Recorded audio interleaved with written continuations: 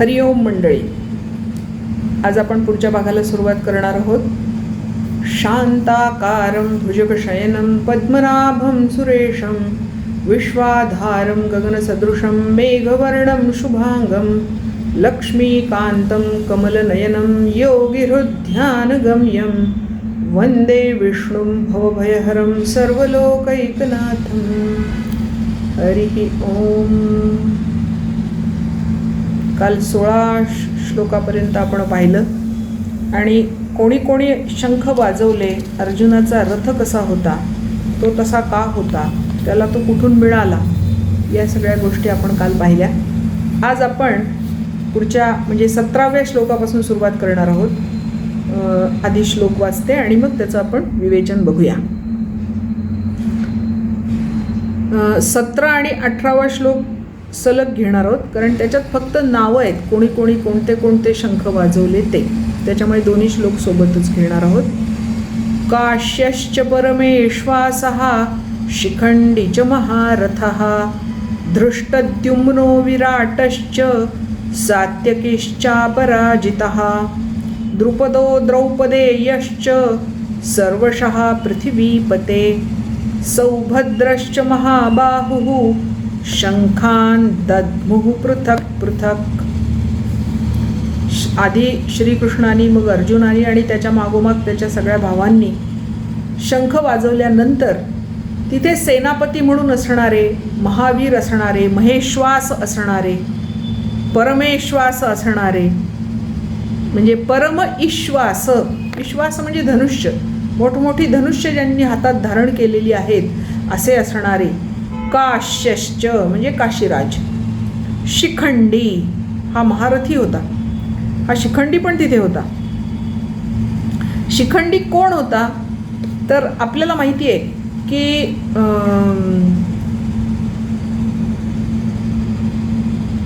आपल्या भीष्माचार्यांनी अंबा, अंबिका आणि अंबालिका नावाच्या या 3 कन्या काशी नरेशाच्या आणल्या होत्या आणि त्यातली अंबा जी होती तिला मात्र या कुरुवंशामध्ये यायचं नव्हतं आणि म्हणून तिच्या विनंतीवरून भीष्मांनी तिला सोडून दिलं होतं.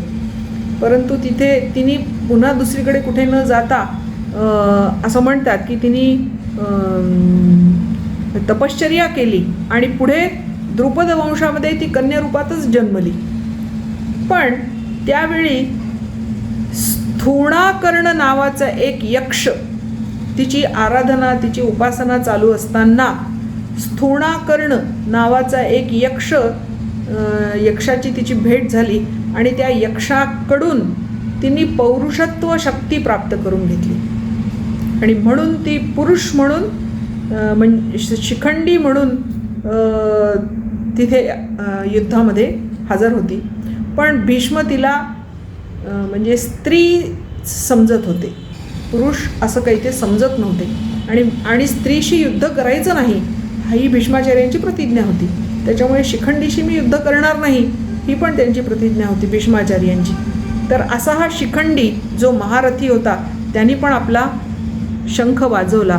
दृष्टद्युम्न, विराट, सात्यकी, दृष्टद्युम्न, विराट आणि सात्यकी यांनी पण आपापला शंख वाजवला आणि हे कसे होते सगळे अपराजितः, त्यांना कोणीही पराजित करू शकत नव्हतं असे होते. द्रुपदः द्रौपदेयश्च, राजा द्रुपद होता. द्रौपदेय म्हणजे द्रौपदीचे 5 पुत्र होते. सर्वशः पृथ्वीपते, सगळ्या बाजूंनी हे राजा, पृथ्वीपते म्हणजे हे राजा. हे आता संजय सांगतो आहे धृतराष्ट्राला, धृतराष्ट्र राजा आहे, त्या राजाला संजय सांगतो आहे की हे राजा, सगळ्या बाजूंनी यांनी आपापले शंख वाजवले. आणखी कोणी? सौभद्रश्च महाबाहु, महाबाहू असणारा म्हणजे बलवान बाहू असणारा असा हा जो सौभद्र आहे, सुभद्रेचा पुत्र अर्जुनापासून झालेला म्हणजेच अभिमन्यू, त्यांनी पण आपला शंख वाजवला. शंखान दद्मुः पृथक पृथक, वेगवेगळे आपापले वेगळे वेगळे शंख त्यांनी वाजवले. मग आता पुढे काय झालं? सघोषो धार्तराष्ट्राणां हृदयानि व्यदारयत्. खरा पहिला शंखध्वनी केला आपले भीष्माचार्यांनी. आणि तो कशासाठी? तर पांडवांच्या सेनेच्या हृदयात धडकी भरावी म्हणून आणि पोरकट अशा दुर्योधनाला आनंद व्हावा म्हणून त्यांनी शंख वाजवला. पण झालं उलटंच. या सगळ्यांचे शंखध्वनी ऐकून सघोषो, त्या शंखांचा आवाज धार्तराष्ट्राणाम हृदयानी व्यदारयत, धृतराष्ट्राच्या बाजूनी लढणाऱ्या सैनिकांची हृदये विदीर्ण झाली. म्हणजे त्यांच्या हृदयात धडकी भरली की अरे बापरे, कृष्णाचाही वाजला, अर्जुनाचाही वाजला, अमक्याचा वाजला, ढमक्याचा वाजला, शिखंडी आहे, द्रुपद आहे, द्रौपदेय आहे, सौभद्र आहे, सगळ्यांचे शंख वाजले आणि त्यांच्या हृदयामध्ये धडकी भरली. आता इथे धार्तराष्ट्र हा शब्दप्रयोग हेतुपुरस्सर केलेला आहे. त्याचे दोन अर्थ. धार्तराष्ट्र म्हणजे धृतराष्ट्राच्या बाजूनी लढणारे, ते धार्तराष्ट्र. आणि धार्तराष्ट्र म्हणजे धृतराष्ट्राचे पुत्र, ते 100 होते ना, आणि त्या पुत्रांचे पुत्र पुन्हा, असे ते बरेच होते धार्तराष्ट्र. तर अशा या धार्तराष्ट्रांच्या म्हणजे धृतराष्ट्राच्या बाजूनी लढणारे आणि धृतराष्ट्राचे पुत्रपौत्रादी असणारे या सगळ्यांच्या हृदयामध्ये धडकी भरली. आता धार्तराष्ट्र म्हणजे काय, त्याचा आणखी एक अर्थ त्या गीता प्रेसच्या भगवद्गीतेच्या विवेचनामध्ये येतो. तो असा आहे, अन्यायेन धृतम राष्ट्रम ये ते धार्तराष्ट्र. ज्यांनी अन्यायाने राष्ट्र धारण केलं, धृत धारण केलं, म्हणजे पांडवांना त्यांचा हिस्सा न देता सगळं त्यांचं ज्यांनी बळकावलं ते. आणि धृतराष्ट्रस्य ये पुत्र ते धार्तराष्ट्र.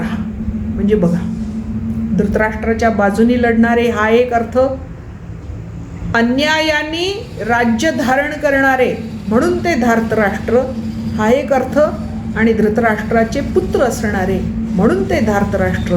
अशा त्या धार्तराष्ट्रांच्या हृदयामध्ये धडकी भरली या सगळ्यांच्या शंखध्वनीमुळे.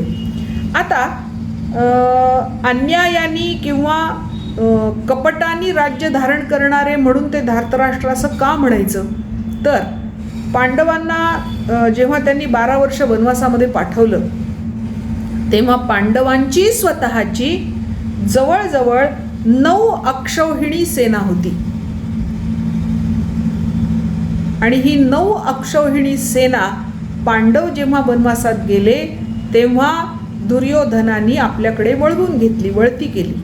ती सगळी माझीच आहे, मी राजा आहे म्हणजे ही सेना आता माझीच आहे असं म्हणून 9 अक्षौहिणी सैन्य त्यांनी बळकावलं, अन्यायाने बळकावलं.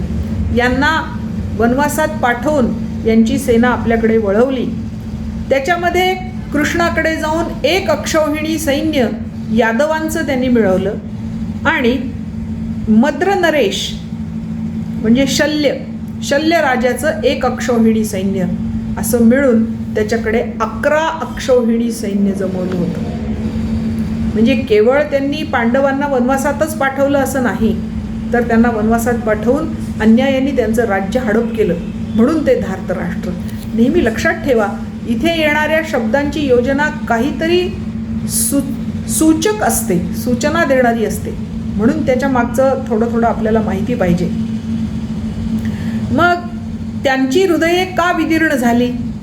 तर त्यांना हे माहिती होतं की आपण हे जे काय मिळवलेलं आहे हे अन्यायाने मिळवलेलं आहे आणि आता यानंतरही जे मिळवणार आहोत ते पण अन्यायाने मिळवणार आहोत आणि म्हणून त्यांची हृदय विदीर्ण झाली.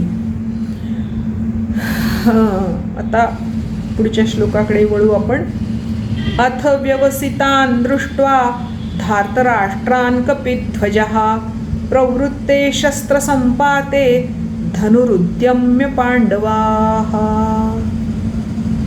आता इथपर्यंत दोन्ही सैन्याचं वर्णन, दोन्ही सैन्यातल्या लोकांनी केलेले शंखध्वनी असं सगळं झाल्यावर या अथपासून ॲक्च्युअल भगवद्गीतेला सुरुवात होते. इथल्या या 20व्या श्लोकातल्या अथ या शब्दापासून गीतेला खऱ्या अर्थाने सुरुवात होते. ती थेट 18व्या अध्यायाच्या 74व्या इतीवर थांबते. तिथपर्यंत ही भगवद्गीता आहे. या पहिल्या अध्यायातल्या 20व्या श्लोकाच्या अथ शब्दापासून 18व्या अध्यायातल्या 74व्या श्लोकाच्या इतीपर्यंत जो भाग आहे त्याला गीता असं म्हणतात. तर हे आपण आता लक्षात ठेवूया की ह्या अथपासून आता गीता सुरू झालेली आहे. आणि अथ व्यवस्थितान दृष्टा अशा प्रकारे सगळेजण आपापल्या जागी स्थिरावलेले पाहून, सगळ्यांचे शंखध्वनी झालेले आहेत हे पाहून, धार्तराष्ट्रान कपिध्वजः, धार्तराष्ट्रान सगळ्या धृतराष्ट्राकडच्या लोकांना व्यूहरचनेमध्ये स्थिर झालेलं पाहून, कपिध्वज म्हणजे अर्जुन. आपण आत्ता मागे त्याची चर्चा केली आहे की ज्याच्या रथावर जो ध्वज आहे त्या ध्वजावर कपी आहे म्हणजेच हनुमंत बसलेला आहे. अशा त्या अर्जुनानी त्या धार्तराष्ट्रांना सगळ्या आपापल्या जागी स्थिरावलेलं पाहून, प्रवृत्ते शस्त्रसंपाते, शस्त्रसंपात म्हणजे जिथे शस्त्रांचं साठा असतो रथामध्ये मागच्या बाजूला सगळे वेगवेगळ्या प्रकारचे शस्त्र प्रहरणं ठेवलेले असतात ते पाहून, त्याच्यातून धनुः उद्यम्य पांडवाहा, प्रत्येक पांडवांनी म्हणजे या पांडव बंधूंनी आपापले धनु म्हणजे धनुष्य त्या शस्त्रसंपातामधून म्हणजे शस्त्रागारामधून आपापलं धनुष्य उचललं. आता शंखध्वनी झाला म्हणजे युद्धाला तोंड फुटलं असं समजतात सगळे. आणि त्यामुळे पांडवांनी पण असं समजलं की आता युद्धाला सुरुवात झालेली आहे आणि प्रत्येकाने आपापली शस्त्र पेलली. ते पाहून अर्जुनाने पण आपलं धनुष्य उचललं आणि आता युद्ध करायचं असं त्यांनी निश्चित केलं. आता युद्धाला आपण सुरुवात करायची असं निश्चित केलं आणि तो युद्धासाठी तयार झाला. आता आपलं धनुष्य पेललं आणि कृष्णाला म्हणतोय, अर्जुन कृष्णाला म्हणतोय, ऋषिकेशं तदा वाक्यम इदम आहमहीपते सेनयोरुभयोर्मध्ये रथम स्थापय मे अच्युत. युद्धाला तयार झालाय, रणवाद्य वाजतायत, शंख वाजवून झालेले आहेत, अंगामध्ये उत्साह सळसळतो आहे आणि आता कधी कधी युद्ध करतो अशी अर्जुनाची स्थिती झालेली आहे. आणि म्हणून त्यांनी कृष्णाला सांगितले की कृष्णा, माझा रथ आता दोन्ही सैन्याच्या मध्यभागी नेऊन उभा कर. ऋषिकेशम वाक्यम इदम आह. संजय सांगतोय महिपतीला म्हणजेच राजाला म्हणजेच धृतराष्ट्राला संजय सांगतोय की हे धृतराष्ट्रा, असं सगळे शंख वाजवून झाल्यावर आपापले धनुष्य पेलल्यावर मग अर्जुन म्हणाला ऋषिकेशाला, वाक्य म्हणाला काय, सेनयोरुभयोर्मध्ये दोन्ही सैन्याच्या मध्यभागी रथम स्थापय मे अच्युत. हे अच्युता, माझा रथ तिथे दोन्ही सैन्याच्या मध्यभागी नेऊन उभा कर असं तो म्हणाला. आता या अर्जुनाच्या स्थितीला पाहून कृष्णाने मध्येच एक गंमत केली. रथ घेऊन चालला होता तो दोन सैन्याच्या मध्ये ठेवायला आणि त्याला विचारलं, करे बाबा किती वेळ थांबायचं, रथ मी घेऊन जातो तिथे मध्ये, पण मध्ये किती वेळ थांबायचं, सारथ्याला माहीत पाहिजे ना केव्हा रथ कुठून हलवायचा, कुठे न्यायचा, काय नाही. मग तुझी काय रणनीती आहे, तू तर मला मध्ये नेऊन उभा कर असं सांगितलं, पण तिथे किती वेळ थांबायचं आहे. मग त्याला उत्तर दिले त्यांनी, यावदेतान निरीक्षेहम योद्धुकामानवस्थितान. युद्ध करण्यासाठी इथे येऊन उभ्या राहिलेल्या लोकांना यावद एतान निरीक्षेहम, या सगळ्यांचं मी फक्त निरीक्षण करीन तोपर्यंत. म्हणजे मी पाहून घेईन की मला कोणाशी युद्ध करायचं आहे. त्यांना फक्त मी एकदा पाहून घेतो आणि तेवढ्या वेळपर्यंत फक्त माझा रथ तू तिथे थांबव. कैही मया सह योद्धव्यम अस्मिन रणसमुद्यमे. कारण मला कळलं पाहिजे की मी कोणाबरोबर लढायचं आहे आणि कोण माझ्याबरोबर लढणार आहे. एवढं मला समजेपर्यंत मी फक्त त्यांचं निरीक्षण करील आणि या रणांगणावर तितकाच वेळ माझा रथ तू या दोन्ही सैन्याच्या मध्ये थांबवावास असं मला वाटतं. योत्स्यमानान अवेक्षेहम. युद्धाची खुमखुमी असणाऱ्या या लोकांना मी फक्त पाहीन. अवेक्षे अहम, मी त्यांना फक्त पाहीन. य एते अत्र समागतः, जे इथे सगळे आमच्या विरुद्ध एकत्र आलेले आहेत त्यांना सगळ्यांना मी पाहीन. धार्तराष्ट्रस्य दुर्बुद्धेः युद्धे प्रियचिकीर्षवः. दुर्बुद्धी अशा धार्तराष्ट्रांचं प्रिय करण्याची इच्छा असणारे हे जे सगळे एकत्र आलेले आहेत त्यांना मी एकदा पाहून घेतो, तोपर्यंत माझा रथ तू तिथे थांबवावास असं तो म्हणतो. आता इथे मी म्हणल्याप्रमाणे काही शब्द महत्त्वाचे. धार्तराष्ट्रस्य दुर्बुद्धेः युद्धे प्रियचिकीर्षवः. चिकीर्षवः करण्याची इच्छा असणारे. काय करण्याची इच्छा असणारे? प्रिय. कुणाचं? दुर्बुद्धेः धार्तराष्ट्रस्य. दुर्बुद्धी अशा धृतराष्ट्राकडून लढणाऱ्या, युद्धामध्ये लढणाऱ्या लोकांचं निरीक्षण मी करीन, तोपर्यंत फक्त तो रथ तू तिथे ठेवावास असं अर्जुन म्हणतो. आणि तो रथ त्या ठिकाणी कृष्ण मध्ये नेऊन उभा करतो. आता याच्या संदर्भामध्ये ज्ञानेश्वरी काय म्हणते बघा. ते वेळी अर्जुन म्हणत असे, देवा आता झडकरी रथू पेलावा, नेऊनी मध्ये घालावा दोन्ही दळा. तर तुम्ही रथ घ्या चालवायला आणि दोन्ही सैन्याच्या मध्यभागी माझा रथ नेऊन उभा करा. जव मी नावेक हे सकळ वीर सैनिक, न्याहाळीन अशेख झुंजते जे. अशेख म्हणजे अशेष, तिथे शचा ख होतो. तर निशेष अशा या सगळ्या वीरांना जे माझ्याबरोबर लढणार आहेत त्यांना मी पाहीन. अथ आले असती आघवे, परी कवणेसी म्या झुंजावे, हे रणी लागे पहावे म्हणूनिया. कृष्णा तुला तर माहीतच आहे युद्धामध्ये काय असतं. कवणेसी म्या झुंजावे, मी कोणाबरोबर लढावं. येथं आले असती आघवे, इथे तर सगळेच आलेले आहेत. कृपाचार्य आहेत, द्रोणाचार्य आहेत, भीष्माचार्य आहेत, आमके आहेत, टमके आहेत, सगळे आहेत. पण मग मी कोणाशी लढायचं आहे हे तर पाहावं लागतं ना. म्हणून तू मला तिथे घेऊन चल.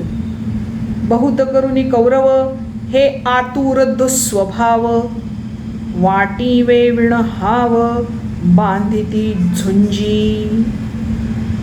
ही ओळ महत्वाची. बहुत करुनी कौरव, बहुतेक इथे आलेले जे कौरव आहेत ते आतुर दुस्वभाव, दुष्टबुद्धी आहेत आणि दुष्टबुद्धीने जिंकण्यासाठी ते आतुर झालेले आहेत. पण कसे आहेत? वाटिवे विण हाव, अंगी पराक्रम नसताना युद्धाचा आव आणणारे आहेत. यांना अजिबात पराक्रम गाजवता येत नाही, पण यांनी आव असा आणलाय की आता हे फारच पराक्रम गाजवणार आहेत असे हे आहेत. बांधिती झुंजी, आणि झुंज करायसाठी, युद्ध करायसाठी इथे आलेले आहेत. तर मी त्यांना फक्त एकदा बघून घेतो, एक नजर, बस तेवढा वेळ तू रथ माझा दोन्ही सैन्यांच्या मध्ये नेऊन उभा कर असं अर्जुन सांगतो. त्याच्यानंतर जी गंमत होते ती खरी गंमत आहे, ती आपण उद्या बघणार आहोत. आज आपण हे श्लोक पुन्हा वाचू आणि आज इथे थांबू. याच्यातली जी गंमत आहे ती आपण उद्या बघणार आहोत. मी श्लोक पुन्हा वाचते, म्हणजे मग तुम्हाला ते म्हणण्याच्या दृष्टीने त्याचा उपयोग होईल. काश्यश्च परमेश्वासः, काश्यश्च परमेश्वासः, शिखण्डी च महारथः, शिखण्डी च महारथः, धृष्टद्युम्नो विराटश्च, धृष्टद्युम्नो विराटश्च, सात्यकिश्चापराजितः, सात्यकिश्चापराजितः, द्रुपदो द्रौपदेयश्च, द्रुपदो द्रौपदेयश्च, सर्वशः पृथिवीपते, सर्वशः पृथिवीपते, सौभद्रश्च महाबाहुः, सौभद्रश्च महाबाहुः, शङ्खान् दध्मुः पृथक् पृथक्, शङ्खान् दध्मुः पृथक् पृथक्, सघोषो धार्तराष्ट्राणां, सघोषो धार्तराष्ट्राणां, हृदयानि व्यदारयत्, हृदयानि व्यदारयत्, नभश्च पृथिवीं चैव, नभश्च पृथिवीं चैव, तुमुलो व्यनुनादयन्, तुमुलो व्यनुनादयन्, अथ व्यवस्थितान् दृष्ट्वा, अथ व्यवस्थितान् दृष्ट्वा, धार्तराष्ट्रान् कपिध्वजः, धार्तराष्ट्रान् कपिध्वजः, प्रवृत्ते शस्त्रसम्पाते, प्रवृत्ते शस्त्रसम्पाते, धनुरुद्यम्य पाण्डवाः, धनुरुद्यम्य पाण्डवाः, ऋषिकेशं तदा वाक्यं, ऋषिकेशं तदा वाक्यम्, इदमाह महीपते, इदमाह महीपते, सेनयोरुभयोर्मध्ये, सेनयोरुभयोर्मध्ये, रथं स्थापयमेच्युत, रथं स्थापयमेच्युत, यावदेतान्निरीक्षेऽहं, यावदेतान्निरीक्षेऽहं, योद्धुकामानवस्थितान्, योद्धुकामानवस्थितान्, कैर्मया सह योद्धव्यं, कैर्मया सह योद्धव्यम्, अस्मिन् रणसमुद्यमे, अस्मिन् रणसमुद्यमे, योत्स्यमानानवेक्षेऽहं, योत्स्यमानानवेक्षेऽहं, य एतेऽत्र समागतः, य एतेऽत्र समागताः, धार्तराष्ट्रस्य दुर्बुद्धेः, धार्तराष्ट्रस्य दुर्बुद्धेः, युद्धे प्रियचिकीर्षवः, युद्धे प्रियचिकीर्षवः. ज्ञानेश्वरी. ते वेळी अर्जुन म्हणत असे, देवा आता झडकरी रथू पेलावा, नेऊनी मध्ये घालावा दोही दळा, जव मी नावेक हे सकळ वीर सैनिक, न्याहाळीन अशेख झुंजते जे, एथ आले असती आघवे, परी कवणे सिम्या झुंजावे, हेरणी लागे पहावे म्हणूनिया, बहुत करुनी कौरव हे आतुर दुस्वभाव, वाटी वेविण घाव बांधिती झुंजी. हरी ओम. थांबूया आपण आज इथे. पुढचा भाग उद्या.